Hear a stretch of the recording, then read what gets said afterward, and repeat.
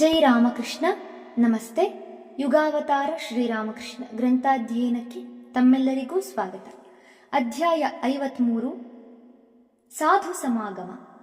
ಶ್ರೀರಾಮಕೃಷ್ಣರು ಸಾಧನೆ ಮಾಡುತ್ತಿದ್ದ ಕಾಲದಲ್ಲಿ ದಕ್ಷಿಣೇಶ್ವರಕ್ಕೆ ಬರುತ್ತಿದ್ದ ಸಾಧಕರು, ಸನ್ಯಾಸಿಗಳು, ಜಂಗಮರು, ಬೈರಾಗಿಗಳು ಅಸಂಖ್ಯಾತ.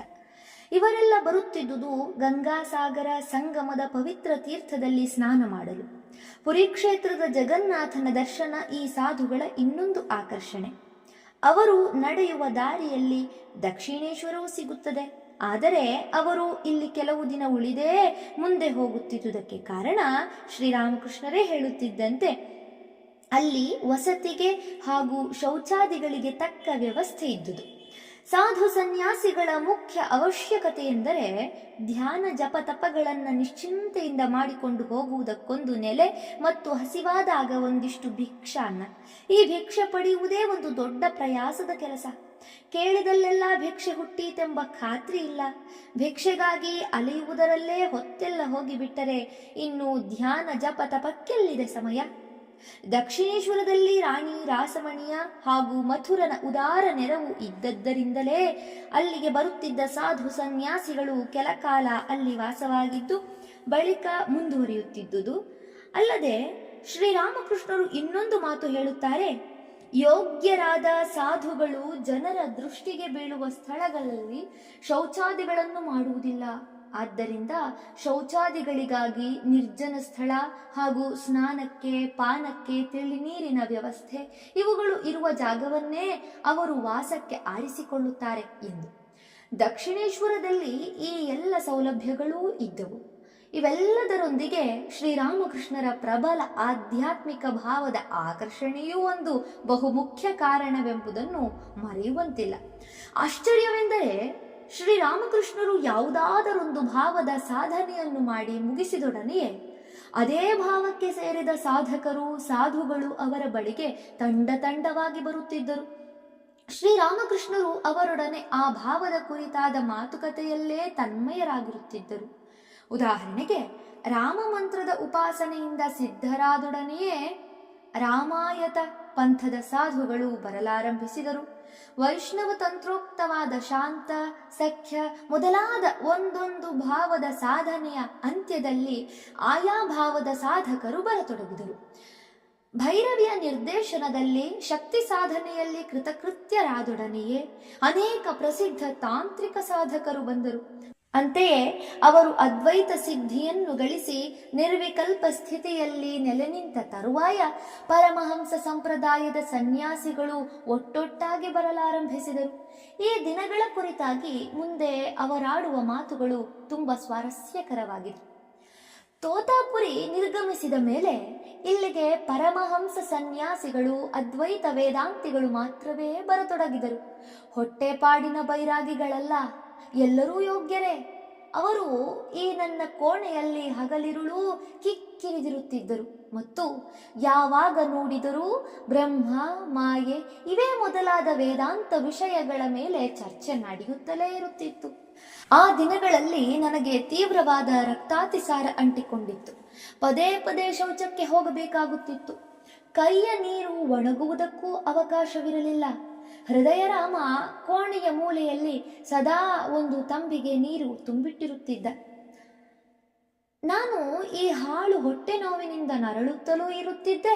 ಆ ಸಾಧುಗಳ ತರ್ಕ ವಿತರ್ಕಗಳನ್ನು ಕೇಳುತ್ತಲೂ ಇರುತ್ತಿದ್ದೆ. ಕೆಲವೊಮ್ಮೆ ಅವರು ತಮ್ಮ ವಾದದಲ್ಲಿ ಯಾವುದೇ ತೀರ್ಮಾನಕ್ಕೆ ಬರಲು ಸಾಧ್ಯವಾಗದಿದ್ದಾಗ ತಮ್ಮ ಶರೀರವನ್ನು ತೋರಿಸಿ ಇದರೊಳಗಿಂದ ತಾಯಿ ಅವರ ಜಟಿಲ ಸಮಸ್ಯೆಗೆ ಒಂದು ಸುಲಭವಾದ ಸಮಾಧಾನವನ್ನು ಸೂಚಿಸಿ ಬಿಡುತ್ತಿದ್ದಳು. ಒಮ್ಮೆ ಅಲ್ಲಿಗೊಬ್ಬ ಸಾಧು ಬಂದಿದ್ದ. ಅವನ ಮುಖದಲ್ಲೊಂದು ದೈವಿಕ ಕಳೆ ಮಿನುಗುತ್ತಿತ್ತು. ಅವನು ಒಂದು ಕಡೆ ಕುಳಿತುಕೊಂಡು ಸುಮ್ಮನೆ ತನ್ನೊಳಗೆ ತಾನು ನಗುತ್ತಿರುತ್ತಿದ್ದ. ಬೆಳಗ್ಗೊಮ್ಮೆ ಸಂಜೆಗೊಮ್ಮೆ ಅವನು ಕೋಣೆಯಿಂದ ಹೊರಗೆ ಬಂದು ಸುತ್ತಲೂ ರಾರಾಜಿಸುವ ವನರಾಜಿಯನ್ನು, ಅನಂತವಾಗಿ ಹರಡಿಕೊಂಡಿರುವ ನೀಲಾಕಾಶವನ್ನು, ಗಂಭೀರವಾಗಿ ಹರಿಯುತ್ತಿರುವ ಗಂಗಾವಾರಿಯನ್ನು ದಿಟ್ಟಿಸುತ್ತಾ ಆನಂದಭರಿತನಾಗಿ ತನ್ನೆರಡೂ ಕೈಗಳನ್ನು ಮೇಲಕ್ಕೆ ಎತ್ತಿ ಕುಣಿದಾಡುತ್ತಿದ್ದ. ಕೆಲವೊಮ್ಮೆ ಬಿದ್ದು ಬಿದ್ದು ನಗುತ್ತಿದ್ದ ಮತ್ತು ಉದ್ಗರಿಸುತ್ತಿದ್ದ. ವಾಹ್ ವಾಹ್, ಕ್ಯಾ ಮಾಯಾ, ಕೈಸಾ ಪ್ರಪಂಚ ಬನಾಯಾ. ಭಗವಂತ ಎಷ್ಟು ಅದ್ಭುತವಾದ ಮಾಯಾ ಪ್ರಪಂಚವನ್ನು ಸೃಷ್ಟಿಸಿ ಬಿಟ್ಟಿದ್ದಾನೆ. ಈ ರೀತಿಯಲ್ಲಿ ನಗುವುದು, ಈ ರೀತಿಯಲ್ಲಿ ಭಗವಂತನ ವೈಭವವನ್ನು ಕೊಂಡಾಡುವುದು, ಇದೇ ಅವನ ಉಪಾಸನೆಯಾಗಿತ್ತು, ಪೂಜೆಯಾಗಿತ್ತು. ಈ ವಿಧಾನದಿಂದಲೇ ಅವನಿಗೆ ಆನಂದದ ಸಾಕ್ಷಾತ್ಕಾರವಾಗಿತ್ತು. ಅವನು ದಕ್ಷಿಣೇಶ್ವರಕ್ಕೆ ಬಂದ ಓರ್ವ ಆನಂದೋನ್ಮತ್ತ ಸಾಧುವಾದರೆ ಮತ್ತೊಮ್ಮೆ ಒಬ್ಬ ಸಾಧು ಬಂದಿದ್ದ. ಆತ ಜ್ಞಾನೋನ್ಮತ್ತ. ಅವನು ಪಿಶಾಚಿಯಂತೆ ಕಂಡುಬರುತ್ತಿದ್ದ.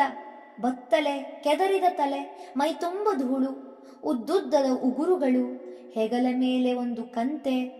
ಆ ಕಂತೆಯೋ ಸ್ಮಶಾನದಿಂದ ಎತ್ತಿಕೊಂಡು ಬಂದಂತಿತ್ತು. ಅವನು ಸೀದಾ ಕಾಳಿ ಮಂದಿರಕ್ಕೆ ಬಂದ. ದೇವಿಯ ಎದುರು ನಿಂತು ಉಚ್ಚ ಸ್ವರದಲ್ಲಿ ಅವಳ ಸ್ತುತಿ ಮಾಡಲಾರಂಭಿಸಿದ. ಅವನ ಭಕ್ತಿಯ ಜೋರು ಎಂಥದ್ದಾಗಿತ್ತೆಂದರೆ ಮಂದಿರವೇ ಕಂಪಿಸತೊಡಗಿತು. ಆ ಸತ್ವಪೂರ್ಣ ಭಕ್ತಿಗೆ ಮೆಚ್ಚಿದ ದೇವಿಯು ಪ್ರಸನ್ನವದನಳಾಗಿ ಮುಗುಳ್ನಕ್ಕಂತೆ ಭಾಸವಾಯಿತೆನ್ನುತ್ತಾರೆ ಶ್ರೀರಾಮಕೃಷ್ಣರು. ಊಟದ ಹೊತ್ತಾಯಿತು, ಆದರೆ ಅವನನ್ನು ಊಟಕ್ಕೆ ಕರೆಯುವವರಿಲ್ಲ. ಕೊಳಕು ಮನುಷ್ಯನನ್ನು ಯಾರು ಕರೆಯುತ್ತಾರೆ? ಕೊನೆಗೆ ಬಡಬಗ್ಗರೆಲ್ಲ ಪ್ರಸಾದ ಸ್ವೀಕರಿಸುತ್ತಿರುವಲ್ಲಿಗೆ ಹೋಗಿ ಅವರ ನಡುವೆ ತಾನೇ ಒಂದು ಜಾಗ ಮಾಡಿಕೊಂಡು ಕುಳಿತ. ಆದರೆ ಅವನ ಕೊಳಕುತನ ಆ ಬಡಬಗ್ಗರಿಗೂ ಸಹ್ಯವಾಗಲಿಲ್ಲ. ಅವನನ್ನು ಅಲ್ಲಿಂದ ಓಡಿಸಿಬಿಟ್ಟರು. ಆದರೆ ಅವನೇನೂ ಕೋಪಿಸಿಕೊಳ್ಳಲಿಲ್ಲ, ಪ್ರತಿಯಾಗಿ ಕೈಯೆತ್ತಲೂ ಹೋಗಲಿಲ್ಲ. ಹೊರಗೆ ಬಂದು ಸುಮ್ಮನೆ ಕುಳಿತ. ಒಳಗೆ ಪ್ರಸಾದ ಸ್ವೀಕಾರ ಮುಗಿಯಿತು. ಎಂಜಲೆಲೆಗಳು ಹೊರಬಂದು ಬಿದ್ದವು. ನಾಯಿಗಳೆಲ್ಲ ಅದಾಗಲೇ ಸಿದ್ಧ. ಈಗ ಆ ಜ್ಞಾನಿಯೂ ನಾಯಿಗಳೊಂದಿಗೆ ಸೇರಿಕೊಂಡು ಪ್ರಸಾದ ತಿನ್ನತೊಡಗಿದ. ಆದರೆ ಅವನೆಷ್ಟೇ ಕೊಳಕನಾಗಿದ್ದರೂ ಪುಣ್ಯಕ್ಕೆ ನಾಯಿಗಳು ಅವನನ್ನು ಓಡಿಸುವ ಪ್ರಯತ್ನ ಮಾಡಲಿಲ್ಲ. ಎಂಜಲು ತಿನ್ನಲು ಅವನಿಗೆ ಅಸಹ್ಯವಾಗಿರಲಾರದೆ. ಸ್ವಾರಸ್ಯವೆಂದರೆ ಅವನು ಒಂದು ನಾಯಿಯ ಕೊರಳನ್ನು ಬಳಸಿ ಹಿಡಿದುಕೊಂಡು ಅದು ತಿನ್ನುತ್ತಿರುವ ಎಲೆಯಿಂದಲೇ ತಾನೂ ತಿನ್ನುತ್ತಿದ್ದಾನೆ. ಆ ನಾಯಿಯೂ ಇವನು ನನ್ನ ಕತ್ತು ಹಿಸುಕಿಯಾನು ಎಂದು ಶಂಕಿಸಲೂ ಇಲ್ಲ, ಓಡಿ ಹೋಗಲೂ ಇಲ್ಲ.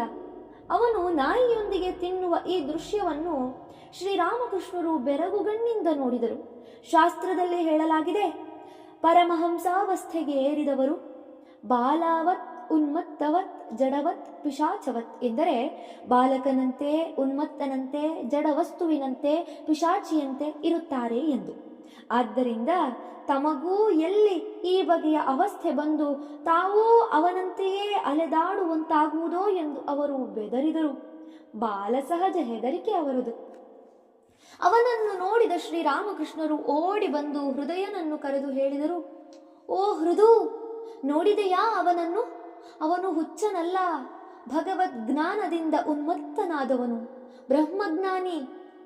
ಅವರ ಮಾತನ್ನು ಕೇಳಿದ ಹೃದಯರಾಮ ಆತನನ್ನು ನೋಡಲು ಓಡಿದ. ಆಗ ಆ ಜ್ಞಾನಿ ತೋಟದಿಂದ ಹೊರಗೆ ಹೋಗುತ್ತಿದ್ದ. ಹೃದಯ ಅವನನ್ನೇ ಹಿಂಬಾಲಿಸುತ್ತಾ ಬಹುದೂರ ಹೋದ. ಹಾಗೆ ಹೋಗುತ್ತಲೇ ಅವನನ್ನು ಕೇಳಿದ, ಸ್ವಾಮಿ, ಸ್ವಲ್ಪ ನಿಲ್ಲಿ. ಭಗವಂತನ ದರ್ಶನ ಮಾಡುವುದು ಹೇಗೆಂಬುದನ್ನು ತಿಳಿಸಿಕೊಡುವಿರಾ? ಮೊದಲಿಗೆ ಆತ ಇವನ ಮಾತು ಕೇಳಿಸದಿದ್ದವನಂತೆ ಉತ್ತರವನ್ನೇ ಕೊಡಲಿಲ್ಲ. ಆದರೆ ಹೃದಯ ಮತ್ತೂ ಒತ್ತಾಯಿಸಿದಾಗ ಆತ ತಟಕ್ಕನೆ ನಿಂತ. ಬದಿಯ ಮೋರಿಯನ್ನು ತೋರಿಸುತ್ತ ನುಡಿದ, ನೋಡು, ಈ ಮೋರಿಯ ನೀರು ಆ ಗಂಗೆಯ ನೀರು ಬೇರೆ ಬೇರಲ್ಲ, ಒಂದೇ ಎಂಬ ಅರಿವು ನಿನಗುಂಟಾದಾಗ, ಈ ಎರಡೂ ಏಕಪ್ರಕಾರವಾಗಿ ಪವಿತ್ರ ಎಂಬುದು ನಿನಗೆ ತಿಳಿದಾಗ ನೀನು ಭಗವತ್ ಸಾಕ್ಷಾತ್ಕಾರ ಮಾಡಿಕೊಳ್ಳುವೆ. ಹೀಗೆಂದವನೇ ಸರಸರನೆ ನಡೆದ. ಆದರೆ ಹೃದಯನಿಗೆ ಅಷ್ಟಕ್ಕೆ ಸಮಾಧಾನವಾಗಲಿಲ್ಲ. ಆ ಮಹಾತ್ಮನಿಂದ ಇನ್ನೂ ಏನಾದರೂ ಕೇಳಬೇಕೆಂಬಾಸೆಯಾಯಿತು. ಅವನನ್ನೇ ಹಿಂಬಾಲಿಸುತ್ತಾ ಹೋಗಿ, ಸ್ವಾಮಿ, ನನ್ನನ್ನು ನಿಮ್ಮ ಶಿಷ್ಯನನ್ನಾಗಿ ಮಾಡಿಕೊಂಡು ಜೊತೆಗೆ ಕರೆದುಕೊಂಡು ಹೋಗಿ ಎಂದು ವಿನಂತಿಸಿಕೊಂಡ. ಆದರೆ ಸಾಧು ಉತ್ತರ ಕೊಡಲೇ ಇಲ್ಲ. ವೇಗವಾಗಿ ಮುನ್ನಡೆದ. ಸ್ವಲ್ಪ ದೂರ ಹೋದ ಬಳಿಕ ಹಿಂದಿರುಗಿ ನೋಡಿದ. ಹೃದಯ ಇನ್ನೂ ಹಿಂಬಾಲಿಸುತ್ತಿರುವುದು ಕಾಣಿಸಿತು. ಸಾಧು ಮಾತನಾಡದೆ ಒಂದು ಕಲ್ಲೆತ್ತಿಕೊಂಡು ಹೃದಯನತ್ತ ಬೀಸಲು ಹೊರಟ. ಹೃದಯ ನೋಡಿದ. ಅವನೆದೆ ತಲ್ಲಣಿಸಿತು. ಕೂಡಲೇ ಕಾಲಿಗೆ ಬುದ್ಧಿ ಹೇಳಿದ. ಸಾಧು ಕಲ್ಲನ್ನು ಅಲ್ಲೇ ಎಸೆದು ಬೇರೆ ದಾರಿಯಾಗಿ ನಡೆದು ಮಾಯವಾದ. ಹೃದಯ ಅವನನ್ನು ಹುಡುಕಲು ಮತ್ತೂ ಯತ್ನಿಸಿದ. ಆದರೆ ಸುಳಿವು ಸಿಗಲಿಲ್ಲ. ಶ್ರೀರಾಮಕೃಷ್ಣರು ಮುಂದೆ ತಮ್ಮ ಶಿಷ್ಯರೊಡನೆ ಹೇಳುತ್ತಾರೆ, ಈ ಬಗೆಯ ಸಾಧುಗಳೆಲ್ಲ ಜನರ ರಗಳೆಯಿಂದ ತಪ್ಪಿಸಿಕೊಳ್ಳಲು ಹೀಗೆ ವೇಷ ಮರೆಸಿಕೊಂಡು ತಿರುಗುತ್ತಾರೆ. ಆ ಸಾಧು ಪರಮಹಂಸಾವಸ್ಥೆಗೆ ಏರಿದವನು. ಶಾಸ್ತ್ರಗಳು ಹೇಳುತ್ತವೆ, ಇವರೆಲ್ಲ ಬಾಲಕರಂತೆ, ಜಡವಸ್ತುಗಳಂತೆ, ಉನ್ಮತ್ತರಂತೆ ಅಥವಾ ಪಿಶಾಚಿಗಳಂತೆ ಇರುತ್ತಾರೆ ಎಂದು. ಪರಮಹಂಸರು ತಮ್ಮ ಸುತ್ತ ಚಿಕ್ಕ ಮಕ್ಕಳನ್ನು ಆಡಿಕೊಂಡಿರಲು ಬಿಟ್ಟು ತಾವು ಅವುಗಳಂತೆಯೇ ಮುಗ್ಧರಾಗಿರಲು ಯತ್ನಿಸುತ್ತಾರೆ. ಹೇಗೆ ಮಕ್ಕಳಲ್ಲಿ ಸಂಸಾರಾಸಕ್ತಿ ಇರುವುದಿಲ್ಲವೋ ಹಾಗೆಯೇ ಈ ಪರಮಹಂಸರಲ್ಲೂ ಸಹ. ನೋಡಿಲ್ಲವೇ ನೀವು, ಪುಟ್ಟ ಮಗನಿಗೆ ಹೊಸ ಅಂಗಿ ತೊಡಿಸುತ್ತಾಳೆ ತಾಯಿ, ಆಗ ಆ ಹುಡುಗನ ಸಂತೋಷವನ್ನು ನೋಡಬೇಕು. ಮಗು, ಆ ಅಂಗಿಯನ್ನು ನನಗೆ ಕೊಡುತ್ತೀಯಾ ಎಂದು ಕೇಳಿ ನೋಡಿ. ಅವನು ಬಿಂಕದಿಂದ ಹೇಳುತ್ತಾನೆ, ಕೊಡಲಾರೆ, ನನಗೆ ಇದನ್ನು ಅಮ್ಮ ಕೊಟ್ಟಿದ್ದು ಹೀಗೆನ್ನುತ್ತಾ ಎಲ್ಲಿ ನೀವು ಆ ಅಂಗಿಯನ್ನು ಕಿತ್ತುಕೊಂಡು ಬಿಡುವಿರೋ ಎಂದು ಅದನ್ನು ಬಿಗಿಯಾಗಿ ಹಿಡಿದುಕೊಂಡು ನಿಮ್ಮ ಕಡೆಗೇ ನೋಡುತ್ತಿರುತ್ತಾನೆ. ಆತನ ಪ್ರಾಣವೆಲ್ಲ ಆ ಅಂಗಿಯಲ್ಲಿಯೇ ಇದೆಯೋ ಎಂಬಂತೆ ಕಾಣುತ್ತದೆ. ಆದರೆ ನೀವು ನಾಲ್ಕಾಣೆ ಬೆಲೆ ಬಾಳುವ ಆಟದ ಬೊಂಬೆಯನ್ನು ಹಿಡಿದುಕೊಂಡು ಅವನ ಮುಂದೆ ನಿಲ್ಲಿ. ಆಗ ಅವನದನ್ನು ನೋಡಿ ಹೇಳುತ್ತಾನೆ, ನೀನು ಅದನ್ನು ನನಗೆ ಕೊಟ್ಟರೆ ನಾನು ನಿನಗೆ ಈ ಅಂಗಿಯನ್ನು ಕೊಡುತ್ತೇನೆ. ಆದರೆ ಆ ಬೊಂಬೆಯನ್ನಾದರೂ ಅವನು ಶಾಶ್ವತವಾಗಿ ಇಟ್ಟುಕೊಳ್ಳುತ್ತಾನೇನು? 1-2 ನಿಮಿಷ ಆಡಿದ, ಅತ್ತ ಕಡೆ ಬಿಸಾಡಿದ, ಬಳಿಕ ಒಂದು ಹೂ ಕೇಳಲು ಓಡಿದ. ಅವನಿಗೆ ಆ ಅಂಗಿಯ ಮೇಲೆಷ್ಟು ಮಮತೆಯೋ ಈ ಬೊಂಬೆಯ ಮೇಲೂ ಅಷ್ಟೇ ಮಮತೆ. ಜ್ಞಾನಿಗಳ ಮಮತೆಯೂ ಹಾಗೆಯೇ. ಇದೇ ರೀತಿ ಎಷ್ಟೋ ದಿನಗಳು ಕಳೆದವು. ಕ್ರಮೇಣ ದಕ್ಷಿಣೇಶ್ವರಕ್ಕೆ ಪರಮಹಂಸ ಸನ್ಯಾಸಿಗಳು ಬರುವುದು ಕಡಿಮೆಯಾಯಿತು. ಈಗ ತ್ಯಾಗಿಗಳೂ ಪರಮ ವಿರಾಗಿಗಳೂ ಆದ ರಾಮಾಯತ ಪಂಥದ ಸಾಧುಗಳು ಬರಲಾರಂಭಿಸಿದರು. ಶ್ರೀರಾಮಕೃಷ್ಣರು ಹೇಳುತ್ತಾರೆ, ಏನವರ ಭಕ್ತಿ, ಏನವರ ವಿಶ್ವಾಸ, ಏನವರ ಸೇವಾ ನಿಷ್ಠೆ. ಈ ಸಾಧುಗಳ ಪೈಕಿ ಒಬ್ಬನಾದ ಜಟಾಧಾರಿಯ ಅದ್ಭುತ ಭಕ್ತಿಯನ್ನೂ ರಾಮಲಾಲನ ದಿವ್ಯ ಸಾನ್ನಿಧ್ಯವನ್ನೂ ನಾವು ಅದಾಗಲೇ ಅನುಭವಿಸಿದ್ದೇವೆ. ಧನ್ಯವಾದಗಳು. ಮುಂದುವರಿದ ಭಾಗ ಮುಂದಿನ ಸಂಚಿಕೆಯಲ್ಲಿ. ಓಂ ಶಾಂತಿ ಶಾಂತಿ ಶಾಂತಿ. ಹರಿ ಓಂ ತತ್ಸತ್. ಶ್ರೀರಾಮಕೃಷ್ಣಾರ್ಪಣಮಸ್ತು. ಸರ್ವೇ ಜನ ಸುಖಿನೋ ಭವಂತು. ಜೈ ಶ್ರೀಮಾತಾ.